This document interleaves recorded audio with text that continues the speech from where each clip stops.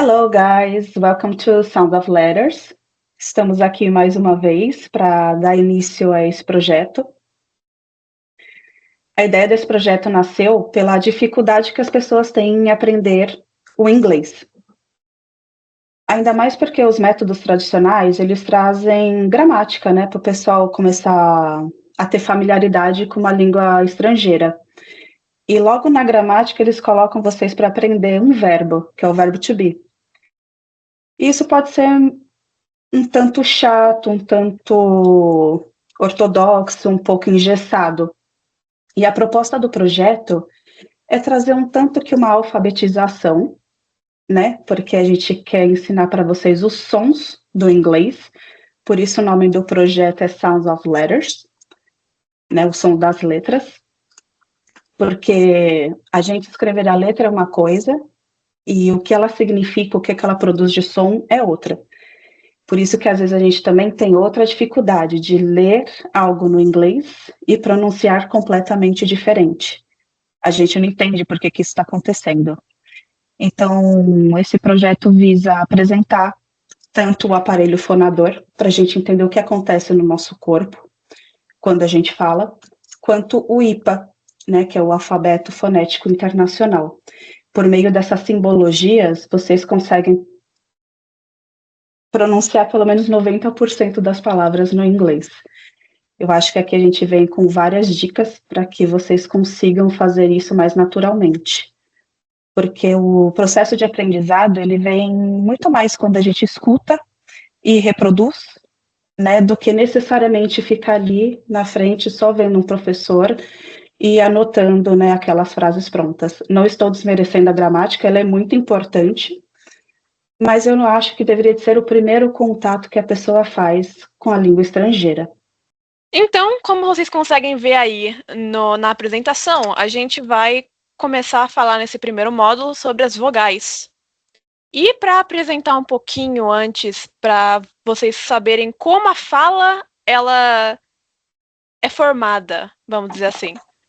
Porque muita gente acha que tudo que envolve fala só acontece dentro da boca, né? Ou na cabeça em geral. Mas, na verdade, ela começa desde o diafragma, lá embaixo dos pulmões, até a cabeça. Então, eu vou falar um pouquinho mais sobre como essa estrutura ela funciona. E a gente chama isso de aparelho fonador. O aparelho fonador, ele funciona de que jeito? A gente usa ar para falar, né? Obviamente.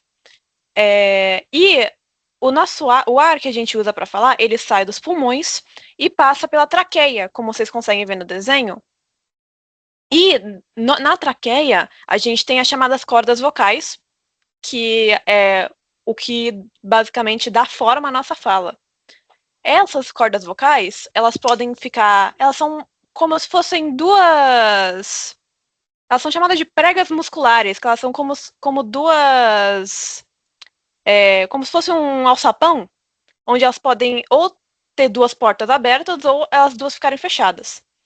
Quando elas estão abertas, o ar ele tem que forçar a passagem por elas, porque elas meio que se espalham pela traqueia e o ar não consegue passar direito. Então ele força a passagem por ela e é por isso... E aí ele faz aqueles sons das consoantes que a gente conhece, que são as consoantes vocais, né? Vamos dizer assim. Que são B, G, D, que quando você fala elas, você consegue perceber que elas têm um som, assim como as vogais. Então a gente fala um B, B. Você consegue claramente sentir uma vibração nas suas cordas vocais aqui na garganta. A mesma coisa com as vogais. A, E, I, O, U, todas elas vibram a sua garganta. Já quando elas estão fechadas, elas deixam o ar passar facilmente, porque elas todas se contraem e ficam todas juntinhas. Então, o ar, como tem muita mais facilidade para passar, ele consegue, você não produz essa vibração das cordas vocais. Então, a gente chama esse som de consoantes surdas, que são o P, o Q, ou o K, o T. Então, quando você fala, você consegue sentir, você coloca a mão na garganta e você fala uma dessas dessas consoantes sozinhas, e você não sente nenhuma vibração. É muito legal perceber isso quando você coloca a mão aqui. E aí é da onde vem esses sons, só que tem uma outra camada, que quando o ar passa pela traqueia, ele vai até a laringe, e ele tem 2 caminhos para seguir. Ele pode sair pela sua boca, ou ele pode sair pelo seu nariz. Quando ele sai pela sua boca, a gente fala que faz um som bucal, que é o som normal de todas as vogais. Então, quando você fala normalmente um a, e, i, ba, be, bi, tudo isso o som sempre sai dessa boca, o ar sempre sai dessa boca. Mas ele também pode ir para um segundo caminho, que é pela cavidade nasal, que é daí que vem o som nasal. Então, a gente conhece ele pelo til, pelo símbolo de til. Então, quando você fala não, ou qualquer combinação de a, n, a, m, ou a, o, til, tudo isso é porque o ar ele passa pela laringe e sai da cavidade nasal. Então, basicamente, é assim que funciona mais ou menos a fala em geral, como o ar sai dos seus pulmões e sai pela sua boca. Mas também, dependendo da vogal que você fala ou da consoante que você fala, tem muita coisa acontecendo na sua boca. E especificamente com a sua língua, com seus lábios, que a gente vai explicar agora. Então, como a Ju falou, a gente utiliza desde o topo da nossa cabeça até o diafragma para a gente conseguir se comunicar, para produzir fala, para produzir som. E aqui a gente tem a zona de emissão das vogais. Aí o que se trata isso, né? A gente tem alguns conceitos aqui para passar rapidinho, só para situar vocês do que nós estamos falando. Primeiro que quando a gente vai reproduzir um som, principalmente vocálico, a gente tem que pensar na altura da língua, e não só na ponta da língua. A gente tem que pensar principalmente no meio da língua e pro fundo, se ela está alta, se ela está baixa, né? O deslocamento da língua horizontal também ajuda bastante a gente a entender e reproduzir os sons, né? Se a língua vai para frente ou vai para trás. A posição do lábio, se ele está arredondado ou se ele está não arredondado, né? Que quando a gente fala fica mais assim esticadinho, né? E abertura e o fechamento do esfíncter verolaringe. O que seria isso? Nada mais é do que a posição do nosso palato mole. Dentro da nossa boca, a gente tem o palato duro, que a gente consegue bater a língua aqui, e indo bem lá para trás, você sente uma parte mais molinha. Então, é dessa parte que a gente está falando. Essa parte para cima, fechando a passagem de ar do nariz, né? Quando a gente consegue colocar para cima esse palato, ou quando ele está para baixo, a gente deixa essa passagem de ar aberta. Aí isso fica melhor exemplificado nesse equilátero que a gente colocou na figura. Laurinha, dá zoom, por favor. Aqui, ó, no nosso equilátero, a gente consegue ver que a gente tem 3 classificações. A anterior, a central e a posterior. Gente, pensa nisso aqui exatamente como tá a figura, tá? Um corte lateral aqui, assim, ó, como se tivesse enrachado, né? Nossa cabeça aqui ao meio e colocado lateralizado para a gente ver o que está acontecendo aqui dentro da boca. Então, esse equilátero aqui, vamos dizer que está abaixo do nariz, e o A está aqui, né, perto do queixo, exatamente como a figura demonstra, por isso que a gente tem as 2 figuras lado a lado. E fora essas classificações de anterior, central e posterior, a gente também tem outras classificações. Por exemplo, a letra I, ela é anterior, então ela está aqui fora, né? E ela é fechada. Pronuncia o I. I, I. E ela também, nossa boca, fica não arredondada. Você percebe que fica I. Fica, né? Quase não tem muita movimentação aqui dos lábios. Em compensação, quando a gente desce aqui para a letra E, quer dizer que nossa mandíbula está abrindo. Essa decadência, né, essa decadência que a gente tem é a abertura da nossa mandíbula. Então, aqui, ó, na letra E, a boca já está meio fechada. Enquanto que no E aberto, né, o a nossa boca já está mais aberta ainda. Então, a gente fala que é meio aberta. E enquanto a letra A, né, como você bem vê, a boca já está bem mais aberta e a gente fala que é aberta, né? Isso daqui tudo tem a ver com a abertura da nossa mandíbula. E todas essas letras que eu falei agora, geralmente nossos lábios ficam não arredondados. E todas elas são anteriores, porque está antes daquele corte central. Indo para os posteriores, que é onde mais interessa assim, nos sons dentro do português, tá? A gente vai trazer esses sons dentro do inglês para vocês, mas não adianta nada de falar do inglês nesse primeiro momento sem a gente entender, né, também um pouquinho do nosso próprio idioma.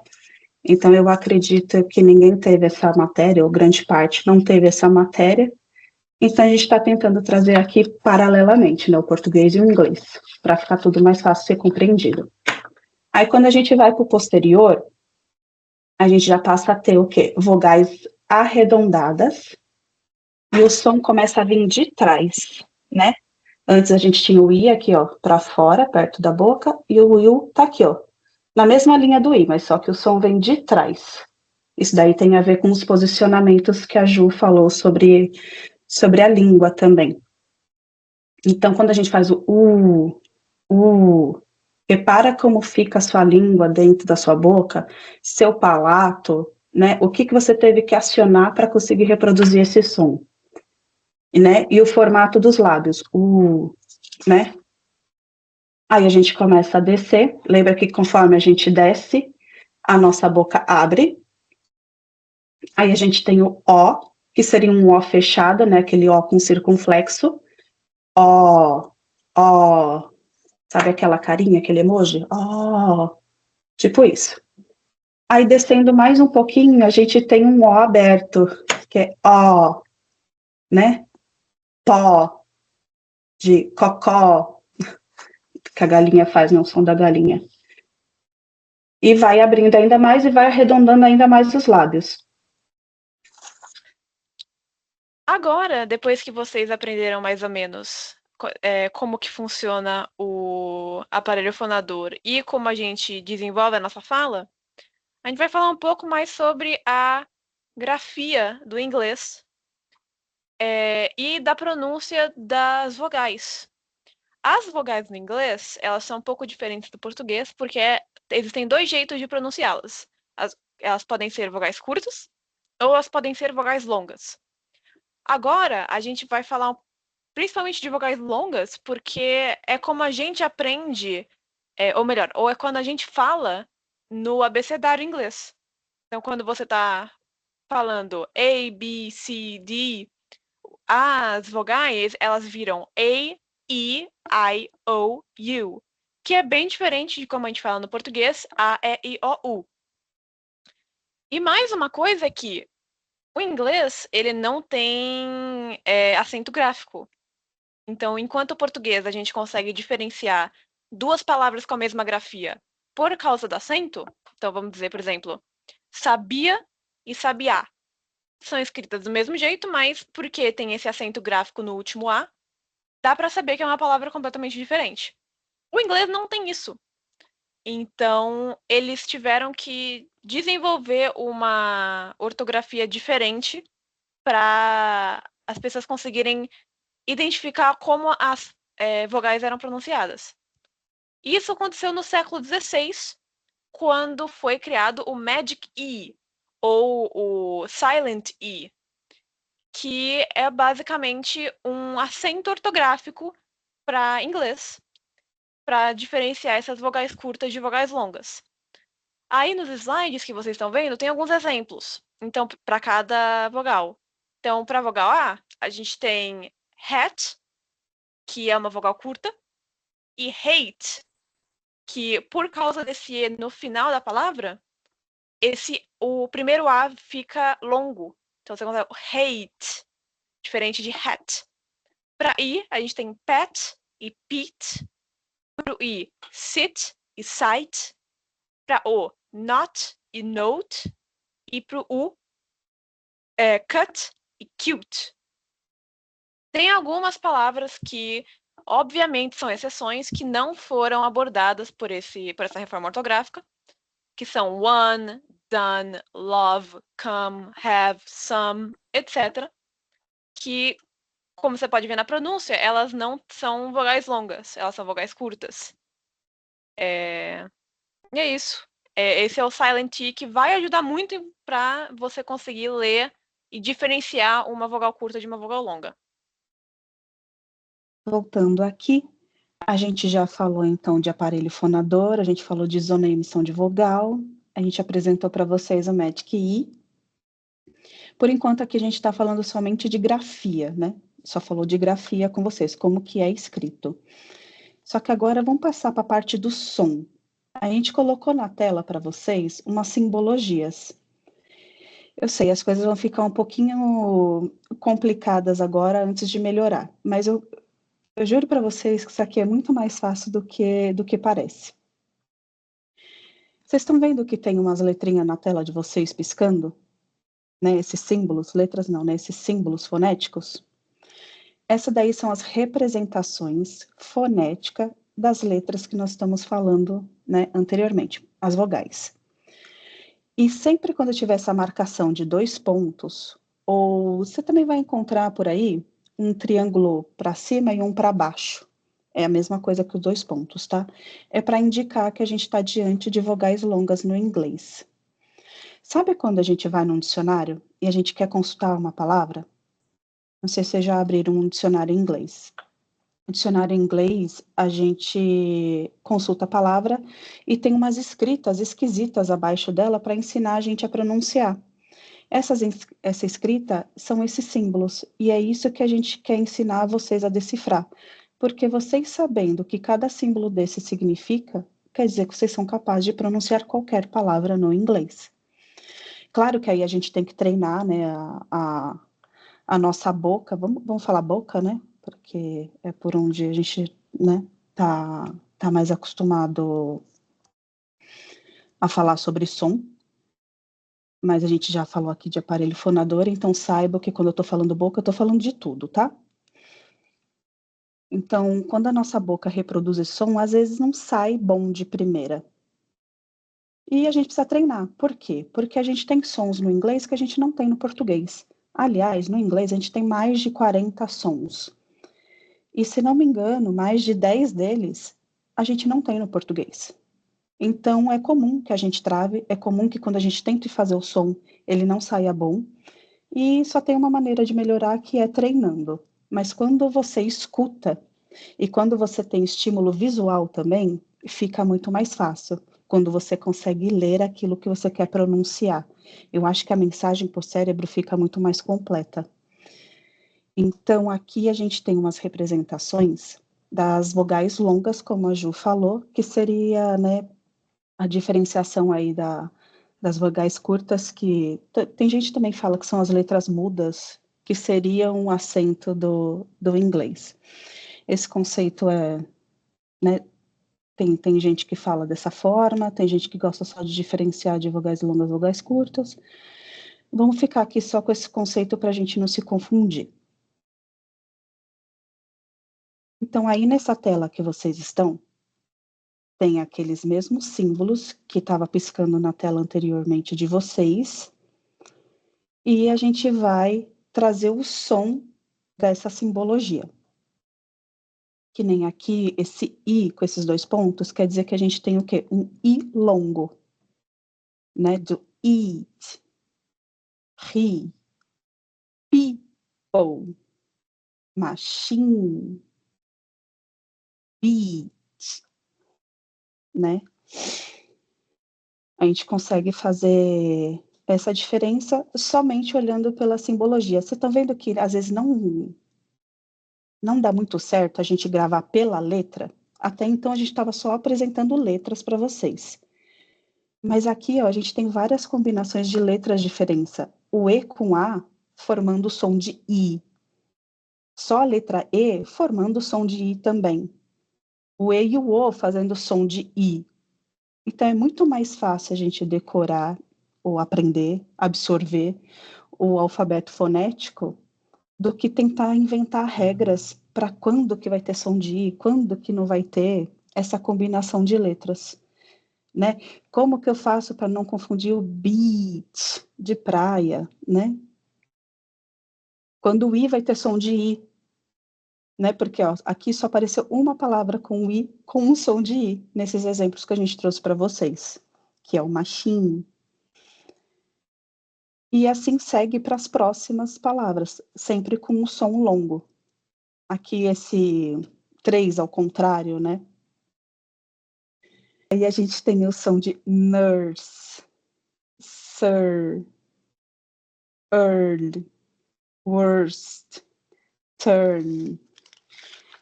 Vocês entendem que não é muito familiar esse som pra gente? Que ele é diferente. Então, como é que a gente... E é a mesma coisa do I longo que nós estávamos falando anteriormente. A gente não consegue gravar somente pela letra, porque apareceu um U, apareceu um I, apareceu um EA, que a gente tem EA lá na outra coluna, com it, mas ele tinha som de I. Aqui a gente tem early, com esse som estranho. Como que você classificaria esse som, Ju, assim, no seu ouvido, para falar com o pessoal? Seria um som mais posterior, um Você colocaria a sua língua lá para trás da sua Mas boca, se a perto gente, da. se a gente tiver que colocar uma letra nesse som, a gente coloca mais um Nossa, som de quê? Para o pessoal conseguir def- visualizar. um definitivamente não um som de I, né? Você Definitivamente olha não é o som de I. em bird, você fica. Isso não é um I. Tanto que Pois é. I fica na frente da boca, né? Fica na área anterior, então você vê a diferença clara de tipo I ou I em inglês e um não, é bem diferente, então não tem muito como você fazer essa relação. Nem a sua boca consegue fazer essa relação direito, imagina você. O importante aqui é a gente entender que a gente precisa prolongar esse som para ela ser uma vogal longa. Por mais que a gente não consiga emparelhar esse som com uma letra. Tá vendo que a gente fala nurse, sir, early, worst, turn. O lance é esse. Quanto que a gente prolonga para pronunciar a vogal. E o símbolo fonético, ele ajuda a gente a saber como que aquela palavra vai ser pronunciada.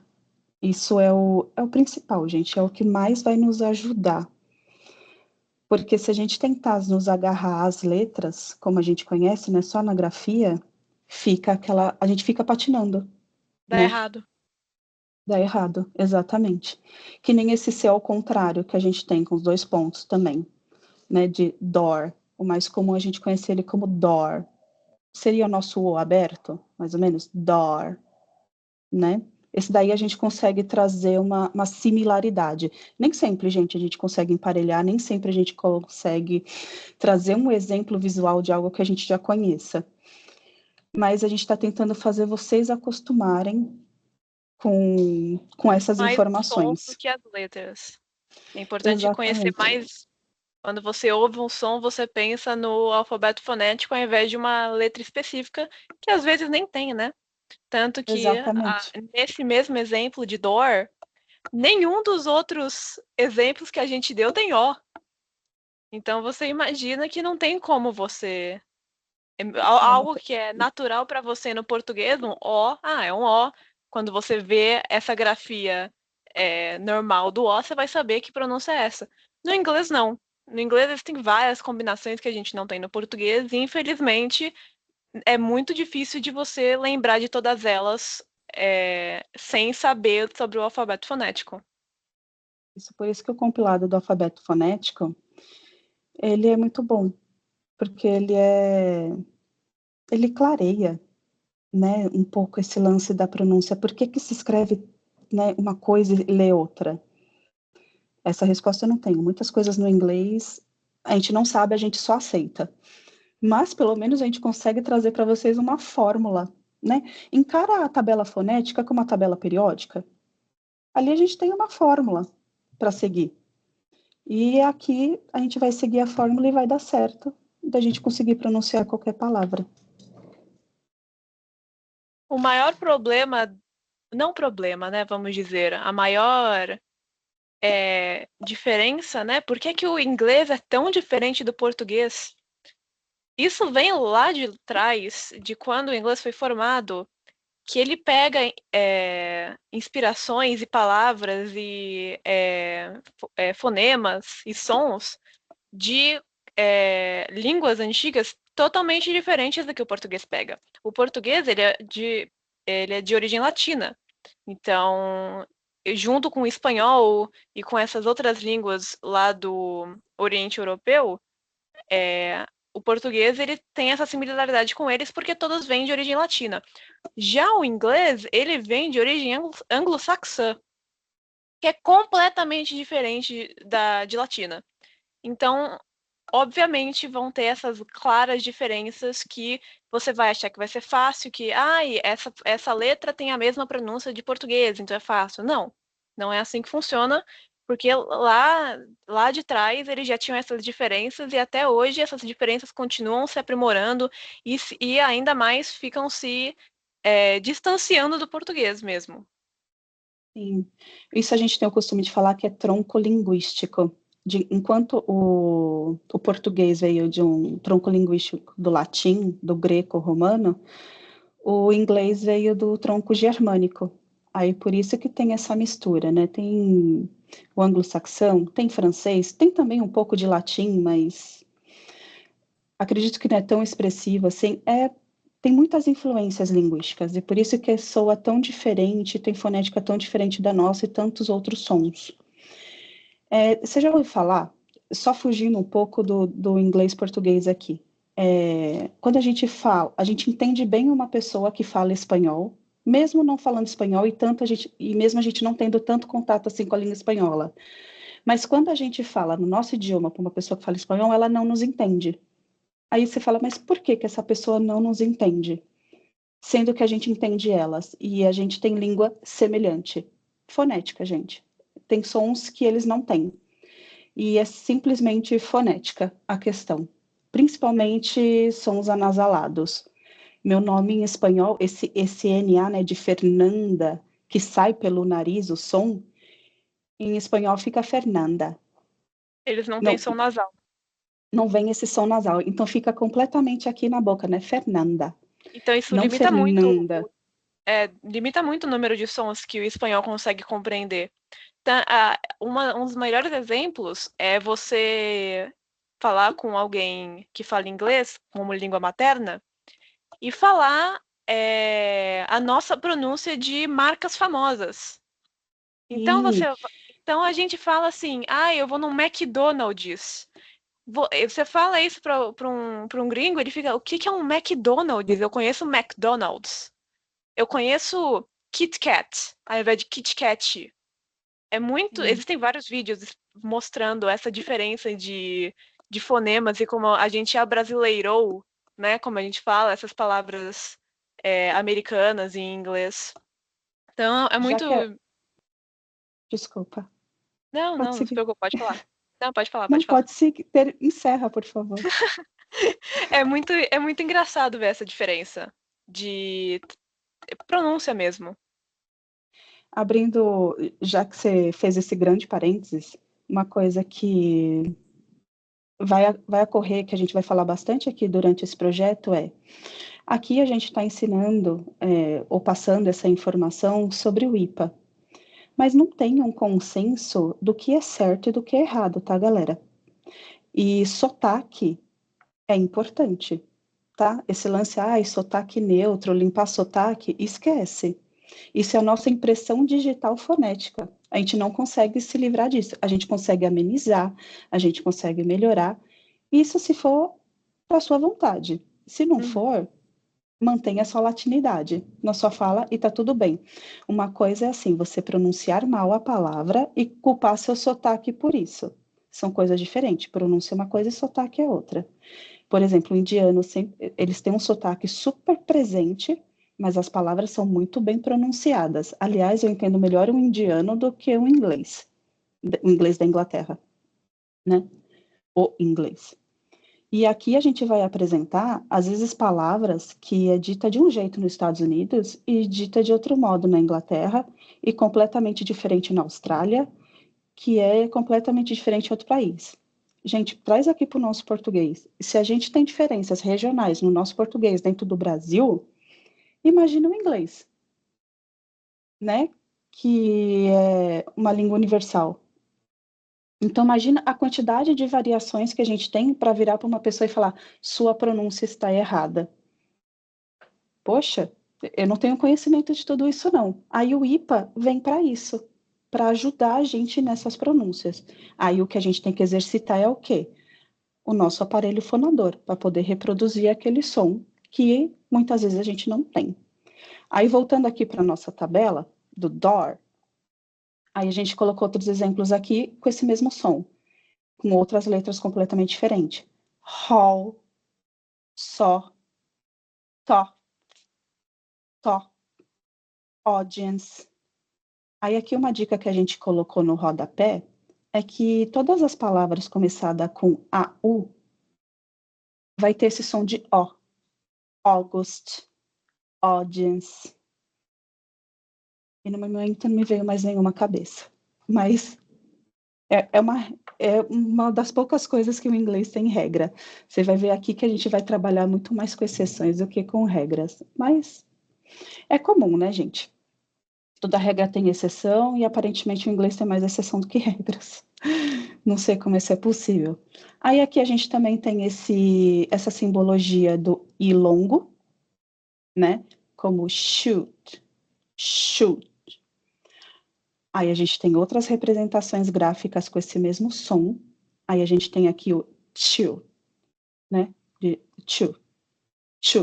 Aqui eu quero que vocês percebam uma diferença. A gente vai tratar disso quando a gente falar de consoantes, gente. A gente colocou de propósito o som de ch e o som de t, né? O som de esse som não teria como não ter uma letra propriamente disso, né?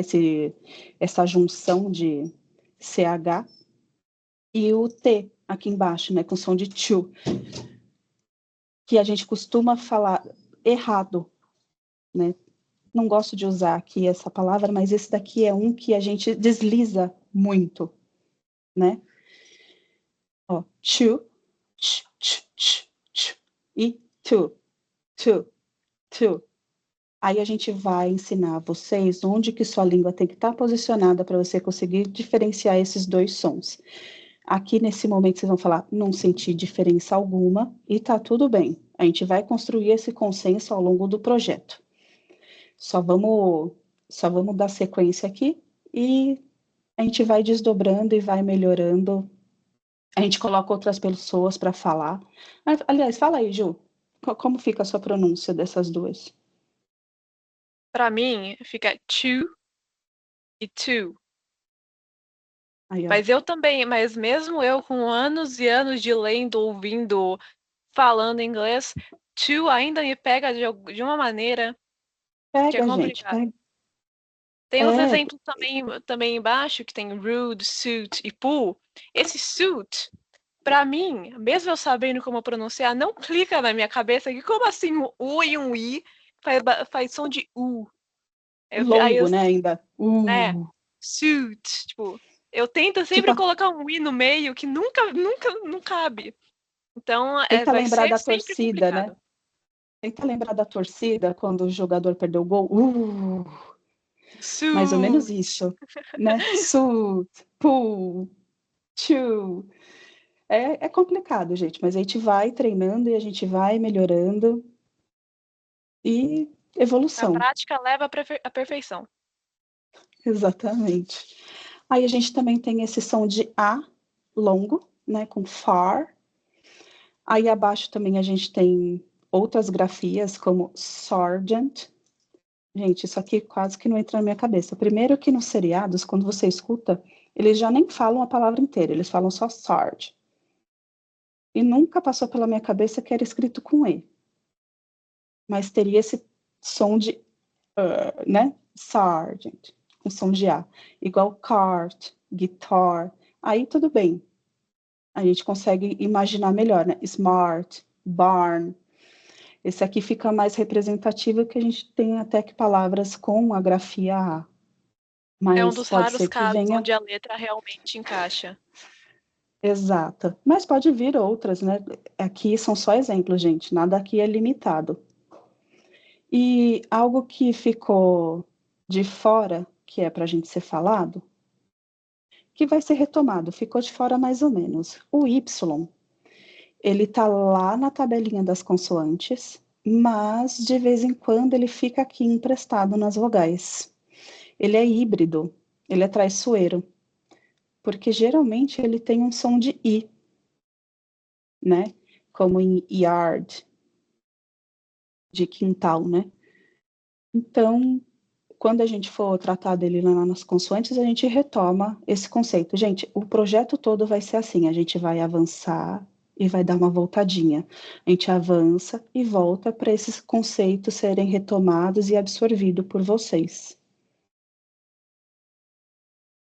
Eu acredito que seja isso por hoje que a gente tem para passar para vocês, o que a gente programou. E see you next time. Tchau, tchau. See you next time with more sounds of letters.